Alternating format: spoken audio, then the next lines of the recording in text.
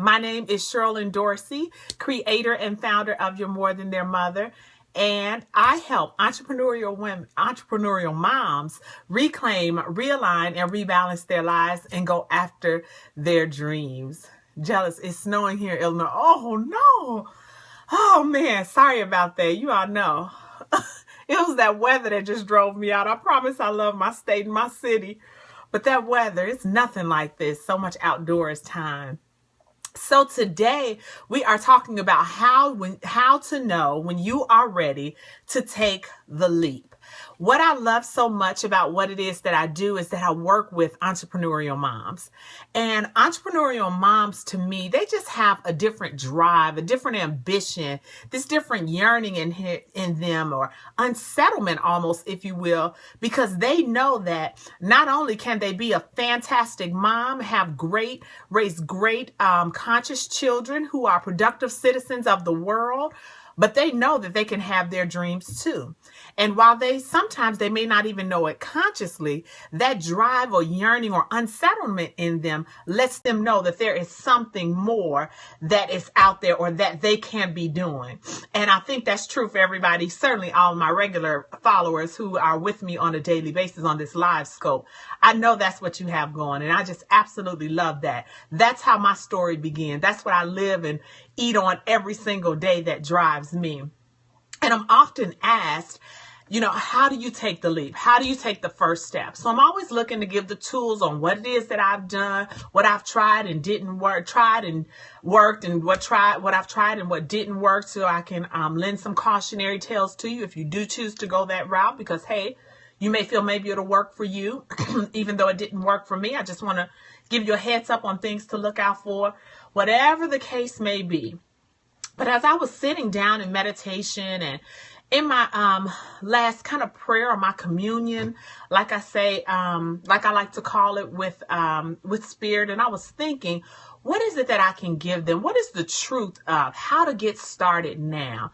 When I was ready to get started on my business, how do you factor in a physical disability? Oh, good question, Tracy. We're going to talk about that in 1 second.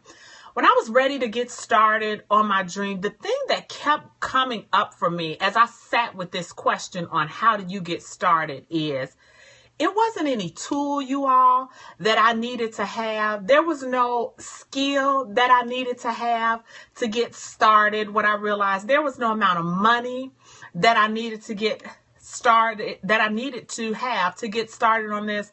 Guess what it was? Somebody has to give me a guess. For all of those who are here live, just give me some guesses on what you think it is that it took for me to get started. And it's so funny. I want you to throw out some suggestions, because you're going to find yourselves using this same tool when we talk about it. So tell me, please, what do you think it takes to get started? What do you think it took for me to go ahead and get started? Excuse me for one moment.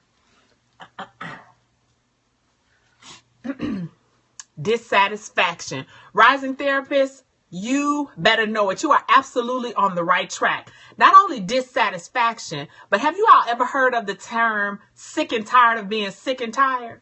Someone that you saw who did it and succeeded. Oh, absolutely. That was pulling motivation for me, Tracy. But it was really in me what finally got me started. What was going on? I was so sick and tired of being sick and tired. I was sick of living with this dream inside of me of doing something and not doing anything about it. But given what my granny and my mom used to say, but only thing lending to it is lip service. Oh, I could tell people all about the things that I was going to do and the things that I was good at and what it would look like, but I wasn't doing anything towards it. That was a huge problem for me.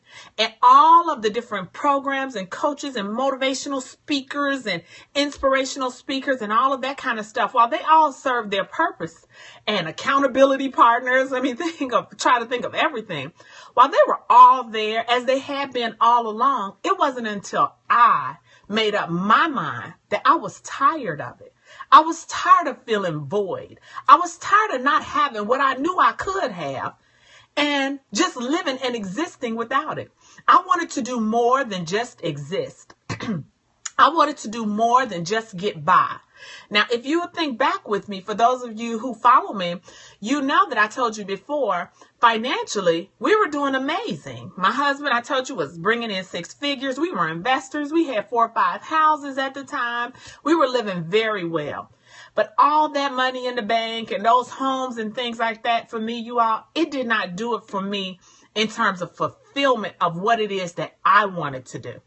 I told you then, and I'll remind you how serious we were about it. My husband walked away from the 6-figure job, which he could go back to at any day because he was a phenomenal employee.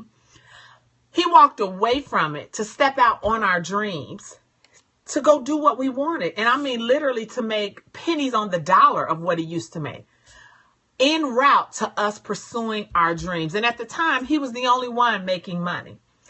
I literally left everything that I knew in Chicago. I didn't have any people here who could help start me off. I come from a huge family, very supportive, but the crux, the base of us are in Chicago. My family out here like that, where I could be supported in that way. So I just knew that I needed a new space to create in. I didn't know how I was going to do it. I didn't know where I was going to get the resources from. I didn't know where I would even start. All I knew is that I was no longer going to allow my dream to only live inside of me. It was time for me to show up in the world in a way that I knew that I could. Now, is that happening for anybody else out there? For those of you who are with me live, tell me what's going on with you. And I saw, Tracy, that you mentioned how you do it for a person with a disability. It depends on what it is that you want to do. Share with me more about what it is that you want to do. Because I don't think, in my opinion, while you're typing that up, let me give you my opinion of a disability. I definitely think that there are some things that people can do physically and some things that people can't do physically. I get that. But I don't really, a disability to me is something that someone else kind of thinks about you. Meaning, to me, a person in a wheelchair, art, photography, etc. Oh my goodness. Oh my goodness. Let me put what I was saying on hold right now. Is there anything that prohibits your hands from moving, from, for example, taking the picture or painting the picture in a way that you want, if that is what it is that you're talking about in terms of art and photography? Let me see, because what I know is I've seen people in a wheelchair paint with their feet. Nothing can stop you. Nothing can stop you from spine surgeries, fine detail. Yes, nothing can stop, but you can paint, but you can use your hands, right? And you can paint and do the work or the brush work. Absolutely. So what it is, first of all, before we go any further, Tracy, what I would suggest to you is a mindset shift. The very first thing I want you to shift is from what you cannot do to what you can do. At this point, let's discuss, what can you do? Can you hold a paintbrush in your hand? Can you dip it into the paint? And are you able to do brush strokes? To me, it's about believing you have a gift and working to realize the gift. Yes, my favorite is street photography. I love it. Yes, yes, yes, rising therapist. It is. Listen, not only is it about that, that's where it starts or stops. It's with the belief. That's why I'm committed to the belief set or the mindset of an entrepreneurial mom. Because really, that's the only thing holding us back from where we are to where we want to be. We have so much negative self-chatter going on in our head, and we are so fixated on what it is that we are not able to do or what we do not have, that we can't see what it is that we do have and that what we are able to do.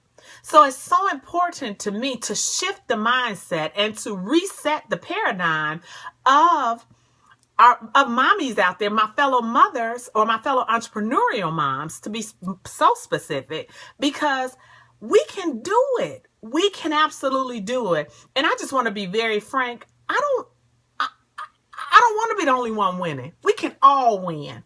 We can all win. It's room at the top. I'm telling you, the bottom is crowded. The bottom is just crowded. It's too many people down there. So that's no knock to those people, right? Because everybody to each his or her own. We're grateful for whatever it is that people want to do. But we have big dreams. We have big plans for our lives. And I want us to own that. And I want us to not settle. I continue to let what I don't have affect many actions. Absolutely. Let's think about it like this for a second, good Sandy. And I know that you're not the only one in this boat. I was this person, and I still have to manually shift my thoughts because sometimes I automatically default back to it. I think about so often how I can tell you what I don't want to happen. I don't care. As long as I don't do this, that, or I don't care what does happen, as long as A, B, and C doesn't happen. We also have to change our circles and surround ourselves with winners. Leave negative folks alone. Yes, indeed. Yes, Sandy. We can tell each other so clearly what we not doing, what we not gonna have, what ain't gonna happen, right? But if you paused and took that same conversation and asked them, what do you want? We stutter, we stammer, because we're not even clear on that. Well, we should be spending the most of our time getting clear on exactly what we want. Because as you sit down and get absolute clarity on what it is that you want, you begin to see the resources right in front of you, literally sometimes right at the tip of your nose that you could use to get started right now, right at this second. So we have to shift our mindset because as long as we're closed off and stuck in the contrast of what we want, then we'll never see the adversary, or not the adversary, but the complement to what it is that we want, the resources. Absolutely. Rising Therapist, you mentioned about your circle, making sure that your circle was of positive influence. You are absolutely right. You're absolutely right. And I talked about that actually in another video. Again, those are on YouTube. So anytime you want to look at some of these old videos, you're welcome to go into my YouTube channel. And it's Sherilyn Dorsey, and look there. But also, let me tell you, I really want to kind of fine tune that circle part of it. We absolutely cannot do this alone. There's no doubt about that. But it's about my talk today. This kind of ties right into what we're talking about today.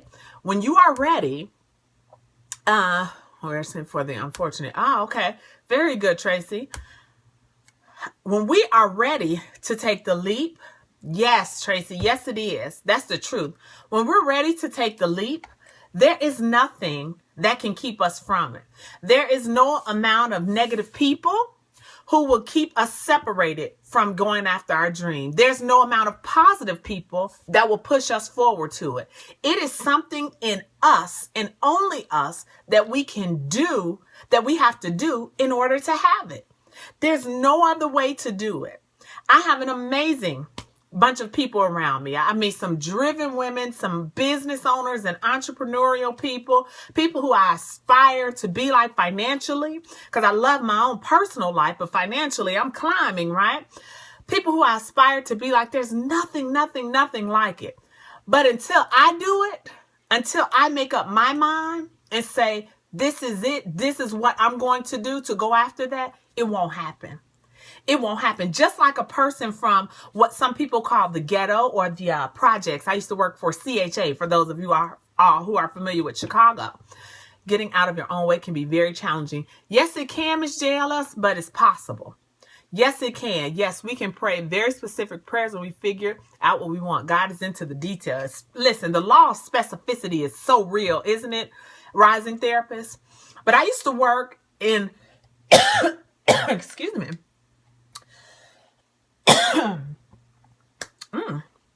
Excuse me. I used to work for CHA, or Chicago Housing Authority, for those of you who aren't familiar with that. And that is considered, people call that the project. So if you ever saw The Good Time, what's the first step? Sometimes it's hard just to know where to get started. If you've ever saw Good Times, those were considered the projects, right? The ickies were over there. That was actually one of the developments I was over, the ickies. But let me tell you something. I use those examples of those people because you can understand what I mean when I give you an example, a point of reference to go around. The people who were from there, some of those people came out of there. They were doctors and engineers, and they were pilots, of planes. They went on to do many great things. And while their settings or surroundings weren't good, it's not an excuse. While the people around them may not have been up to any good, they had something in them that drove them to reach their dreams, to take the leap out on their dreams. And that is what we have to have. We have far more of what we would consider a cushioned life in contrast to those people, right? Or in comparison to those people. And we're not even doing all we can. We're not even doing everything we can with the resources around us, right? We're sitting up complaining, saying what we don't have. But those people took the little bit that they did have and made a big leap and made a big difference. And I use that only to say if they can do it, so can we, right? If they can do it, so can we. Tracy, you mentioned something about talk is cheap. It absolutely is. It absolutely is. We sit up. I was a person who I communicate for a living. People pay me to do this. So if I can't do anything, I can talk, right? You could talk to people and convince them of almost anything that I wanted. But I wasn't convincing myself. Bottom line is I was shucking and jiving and procrastinating on me. And it wasn't until I got sick and tired of doing that I did something about it. Absolutely, that I did something about it. So I don't have any regrets to it. But as I look back, I look at so much time that I spent just talking about it and not being able to, and not making any move. Step one, being able to answer the question, what do you want? Yes, it is, Tracy. Yes, we've been talking about that. I'm sorry, not Tracy, Rising Therapist.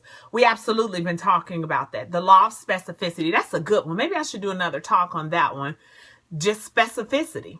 We have to simply identify what it is that we want.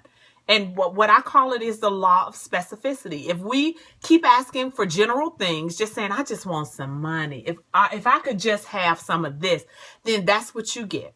Here's the example I give some of my clients sometimes. I say, or in this talk, actually, I just did recently for a presentation I had. When I was talking about the law of specificity, and I want you to take this and use it in a way that applies to your life. But in relation to the law of specificity, as Rising Therapists keep saying, you have to be detailed or specific, in other words. I always say, if I came to you and I asked you what it is that you wanted to eat, or if you came to me and asked me, what is it that you want to eat, Shirley? And I told you, oh, I don't care. It doesn't matter. Whatever you give me. And then you say, no, Shirley, we have a few things in there. You know, what is it that you want? It doesn't matter what it is. I'll get it for you. And I say, it doesn't matter. I'm just hungry. I just want to eat. And you come back to me with the T-bone steak, mashed potatoes, and grilled asparagus with the glass of wine to go with it, right? And I tell you, I don't drink. I'm a vegetarian. I can't eat any starches. I'm a diabetic, and I don't like mashed potatoes. I mean, what is happening in that exchange? How much time was wasted in putting effort toward creating this plate for me? And all I had to do was speak up and say what I want because it was there for me. The person told me I could have whatever I wanted. It was no problem. They would fix it. But when they left out of the room and when I didn't give them a specification, they gave me what they thought was good for me or what they thought I should have. You don't ever want to default into that position. You don't want to be subjected to what other people think you can have only. You want to tell people exactly what you want and get that. And don't stop until you get it, right? So now that same person, while it may not be a problem, it's time used that we can never get back. So now they're going back into the kitchen, take that plate, and they may have to throw it out or whatever, depending on the restaurant or place it is or person's home that we're in. Now we sitting there back. Now we got to go back, get another plate. And we've just used up time. Well, that's the same. Run that same parallel against your life.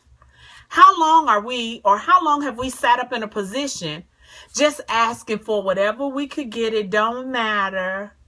Just whatever. It doesn't matter. And when we get it, we have an attitude because we know that's not what I wanted. Or I wanted more than that. But we haven't had the courage to ask for it. We haven't had the guts to say specifically what we want and own it. We haven't given enough thought to ourselves. We haven't given enough time to ourselves and created a space for us to get clear on what it is that we want. It's very serious. It's very, very serious, you all. And I just want you to know, I told you I don't want to go too far with this. And, I love doing this. I love joining everybody on these different scopes, but I don't want to, talk your ears off or anything with it. I am very passionate about it, but I don't want to drag you along with me here. But I just want you to understand the seriousness of what this is. This is our life. And while all of these things are good, you will not make a move until you are sick and tired of being sick and tired. And you will know when that is, because you will stop at nothing to do what it is that you said you wanted to do. Nothing can stop you. I always have to use myself because I know my story the best. We left a 6-figure income for 20-something thousand starting off. With $20-something thousand. There it is. Too busy thinking about things that aren't half important. Yep. We started off at $20,000. I mean, we were scraping the bottom. Never thought I'd be wondering how I would eat. But had never been so fulfilled in my life because I was waking up doing what I love. I love that right now I'm about to get all dolled up and go have lunch with my husband. Love it so much. But I love it. I work hard at this because this is what I want. I was sick and tired of saying I'm sick and tired of my job. I was sick and tired of saying I'm sick and tired of the economy. I was sick and tired of saying I'm sick and tired of the government. I have some choices out here. Oprah doesn't go to Mars to get her money, does she? She's on the same planet, breathing the same air as we are. And if she can do it, so can we, right? So I hope this was helpful to you. I hope that you enjoyed this talk. That sounds like me. What sounds like you, good Sandy? Tell me. I hope that this met you right where you are and it motivates you to some type of action. Yes, sick and tired. Absolutely, absolutely. Well, I hope that have you been able to get the money back? What money, Tracy? Meaning my income? That 6-figure income? Tell me if that's what you mean. You say yes, almost. I'm close. This is the closest year. These are my first years that I have. Thank you. Thank you, Rising Therapist. I will. Can't wait to see my snookums. This is my first year that I started hitting some financial goals. And I'll just share very candidly with you all. My very first goal is to start making $10,000 a month. Myself. And I started hitting that. And it's amazing. It is amazing to have money freedom. But not just money freedom. I get to know that I get to catch a cold. And I can still eat. I don't have to call my job and tell them I'm still sick. Do I have any more sick time or PTO, whatever it's called, right? It's an amazing feeling that I get to take my children to school every day. It's an amazing feeling that I get to pick them up or go volunteer in the middle of the day. The other day I volunteered to set up for some band party that they were having for an hour. And then I left and went and took a jog. It's amazing to me.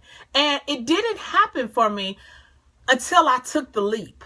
And once I took that leap out there, because I was so sick and tired of being sick and tired, once I took that leap, it allowed me to know what my next step was, what my next move was. And that's been amazing to me because I had no idea how I would go from $20,000 a year to $10,000 a month. That was too big for me. I didn't know, but I knew I couldn't do that anymore, right? What I was doing. So when I started, it just kept opening up and opening up and opening up. So again, I hope this helped you all, and I hope I'm not oversharing with you. I hope I'm giving you the right amount of information to get you started and get you going. Thank you for those hearts. Thank you. It lets me know that you hear me, and at least it's reaching you where you are in your position. But I hope I'm giving you just enough information to get the motivation. You're very welcome. I'll be there within 24 months. Yes, you will. Yes, I'll see you at the top, Rising Therapist. I will see you at the top. But I hope this meets you right where you are. Please do join me every Monday through Friday at 11 o'clock here live on Periscope. If you are leaning in for the rebroadcast. Thank you so much for the time you're spending with me, and thumbs up if you like it, whatever that looks like. How long did it take before I leave? Let me see. I would say about 1.5 years. I started 2013. It's when I left my job. I actually got downsized. I always say I quit, but I was gonna quit, but the whole department shut down. So it was 2013. And I start hitting it.